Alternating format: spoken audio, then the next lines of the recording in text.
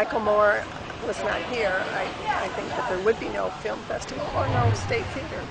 And the town would be as dead as it was prior to all this happening. We're here for the festival. We're actually really excited. You know, we've heard a lot about the Traverse City Film Fest, and you know, we're from Michigan, so. When we started out in 2005, we thought we were pretty big stuff, selling 50,000 tickets first year, 3 venues plus.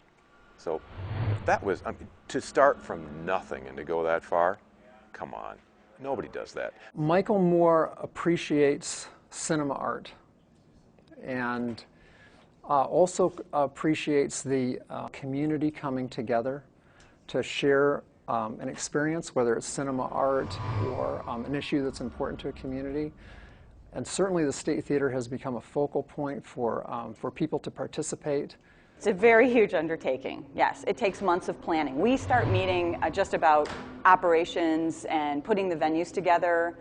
This year was in April. The downtown businesses love this event. It draws huge crowds, but they have time in between films to shop and eat and have a good time. And so it's a really warm embrace of the community that you feel during Film Fest. I will also say that while it's a tourist draw to a certain extent, it's also a huge regional draw. People come in from 5-county area that may never even come downtown during the summer at all. I think it's exciting. I think it's getting bigger and bigger. It's drawing a lot of people. In fact, we were making a comment as we were driving over here to see already on Monday the no vacancy signs, which I think is pretty thrilling. No, we can't make this festival happen without Michael Moore.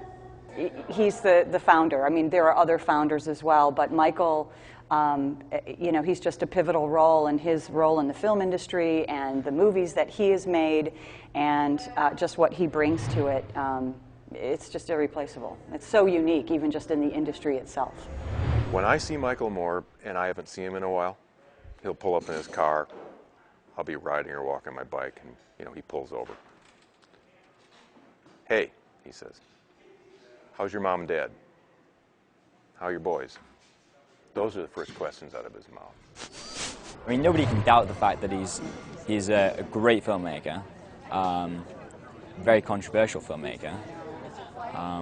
But I mean, what he's done for Traverse City, I mean, I've actually fallen in love with this community, and everybody I've spoken to here has just said the most positive things about him, which has been fantastic. I think the estimates have been anywhere from $7 to $10 million per film fest, but we really don't know the economic impact of the State Theater, which is operating, you know, every day, 365 days a year, and doing free movies on Saturdays, and I mean, all the things they're doing there, we don't know the impact of that, but together it's enormous. I think the theater project has been a godsend for the town. I think Michael did us a favor that no one else could have done. You know, Michael Moore made a film a few years ago, made it here in Michigan, called Capitalism: A Love Story. In fact, his production offices were right across the street from here. And at the time, Michigan had the filmmakers incentive, the tax rebate initiative. And from the production process that he went through, he got a $1 million tax rebate, and then decided to take that money and turn it around and spend it on this project to revitalize the small theaters in downtowns across the state. If you light up these old theaters and these marquees downtown, it is a magnet, and the moths are drawn to the flame. And it changes a downtown. It changes the mojo.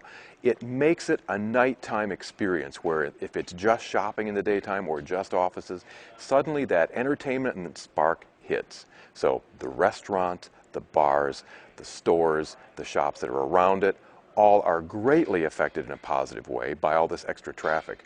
We've now pulled almost 750,000 people through the State Theater, not counting the film festival, since we opened in November of '07. Those are people that wouldn't be downtown, most likely in the evening. So we're bringing them down here, and that's what we know and believe can happen with other downtowns. So that's why we're doing this. It's for the community.